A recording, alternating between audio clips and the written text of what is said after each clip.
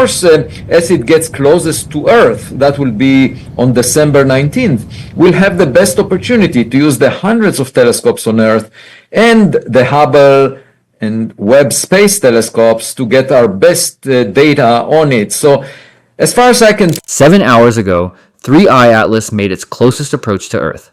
Every major telescope pointed at it. NASA, ESA, backyard observers worldwide. And what they documented doesn't fit. 15 anomalies now, not one, not three, 15 separate behaviors that don't match any comet we've ever studied. And here's the one nobody's talking about. The gravitational torque bar from the Sun at perihelion should have shifted 3I Atlas's rotation axis by 16.4 degrees. Basic physics, unavoidable, except the anti-solar jet didn't shift at all. Same angle before perihelion, same angle after. How? The deflection angle is exactly twice the jet's opening angle, meaning if one edge of the jet cone aligned sunward before perihelion, the opposite edge aligned sunward after, as if gravity itself conspired to maintain the geometry.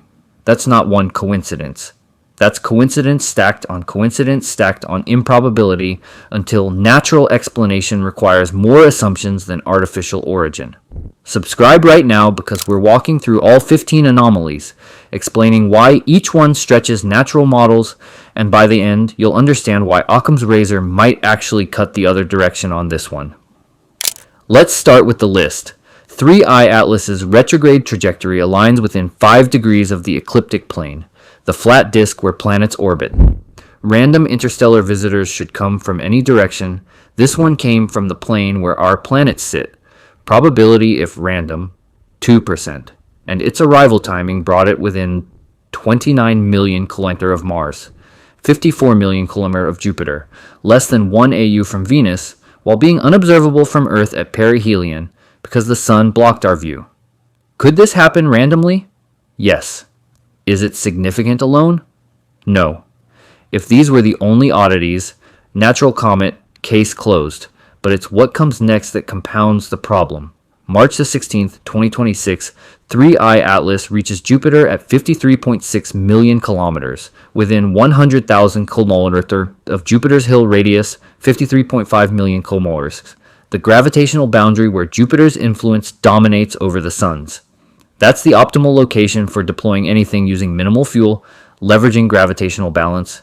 The trajectory prediction includes non-gravitational acceleration detected near perihelion, meaning this isn't just orbital mechanics, it's course-corrected precision hitting a 1 in 26,000 target. Random? Possible. Useful if deliberate? Absolutely. Hubble images from July 21st, 2025 show the pre-perihelion antitail as a tightly collimated jet, roughly 10 times longer than wide, extending up to 1 million kilometers toward the Sun against 500 km solar wind. No known comet has exhibited a sunward jet of this length. Most anti-solar features survive a few thousand kilometers before solar wind shreds them. This persists for weeks, maintaining structure across distances that should obliterate natural gas jets. For a technological object, a particle beam could mitigate solar wind impact. For a natural comet, no mechanism explains this collimation and persistence. The antitail wobbles with 3I Atlas's rotation, revealing the jet base sits within 8 degrees of the rotational pole. Probability of that alignment when entering the solar system, 0.5%. But post-perihelion, the antitail persists, meaning a second jet source at the opposite pole, also within 8 degrees of alignment.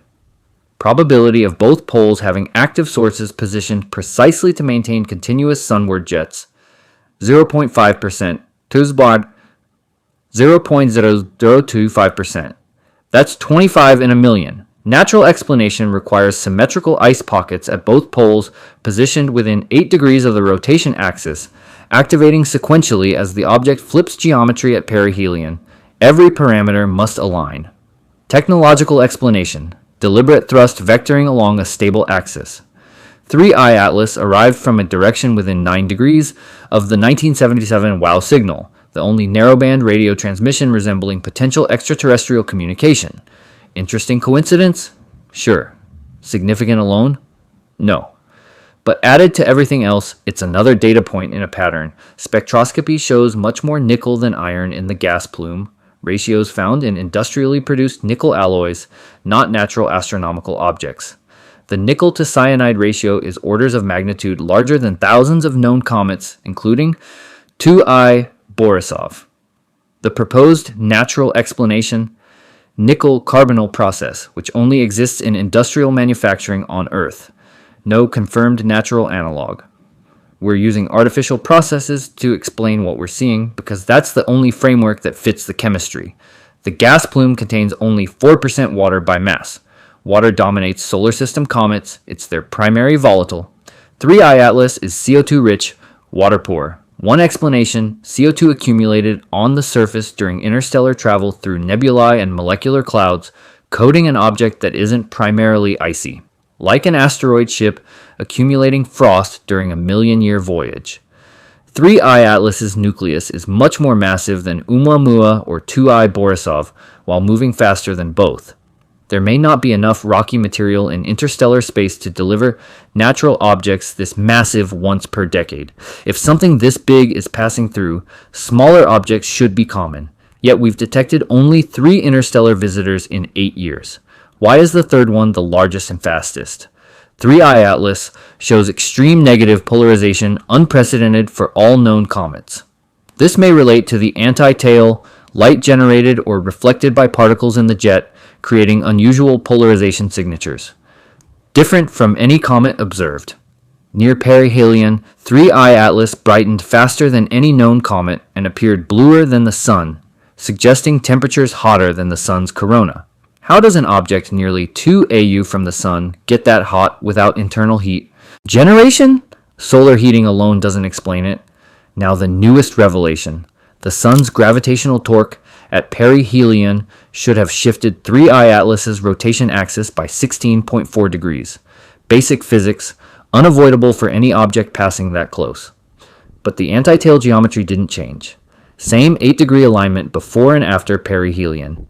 Here's the improbable part. 16.4 degrees is exactly twice the 8-degree jet opening angle. If one edge of the jet cone aligned sunward before perihelion, the opposite edge aligned sunward after, as if the gravitational deflection was calibrated to swap alignment from one pole to the other while maintaining continuous sunward orientation.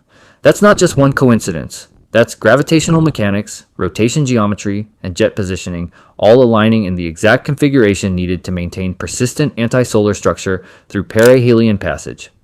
Natural explanation requires ecliptic alignment, 2% probability, Jupiter Hill sphere, precision 1 in 26,000, dual pole, ice pockets 0.0025% probability, nickel chemistry matching industrial processes, million-kilometer collimated jets, defying solar wind, gravitational torque deflection exactly twice the jet angle, water depletion, extreme polarization, and corona-level temperatures, all coinciding in one object. Artificial explanation requires deliberate navigation, thrust systems, and mission design, which requires fewer assumptions. 15 anomalies. Every one explainable individually with creative physics. Together, the odds become astronomical. What's your take? Natural extremes or artificial design? Drop your analysis below. Subscribe for March 2026 Jupiter encounter coverage. This isn't over.